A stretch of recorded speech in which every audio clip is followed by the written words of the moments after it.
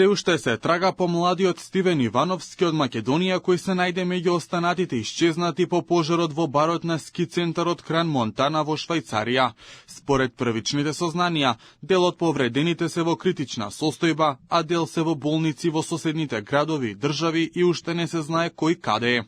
Од македонската влада вела дека се во постојана комуникација со швајцарските власти во очекување на најновите информации.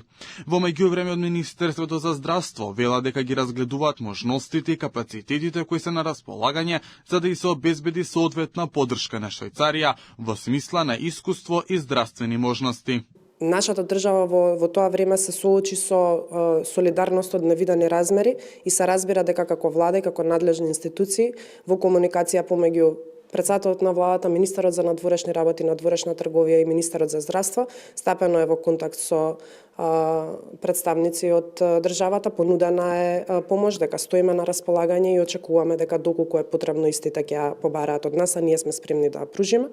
Последните информации кои што ги добив од надлежните институции е дека има една личност со македонско државјанство, меѓутоа сме во контакт со властите и со кантонската полиција, очекуваме повеќе детали во однос на тоа. Синоќа шефот на дипломатијата Тимчо Муцунски се сретна со швајцарскиот амбасадор во земјава Кристофер Зомер, изразувајќи ја подготвеноста на Македонија да пружи секаква помош. Во меѓувреме, знамењата се на пола копје. Швајцарија прогласи денови на жалост, додека бројката на жртви по пожарот расте.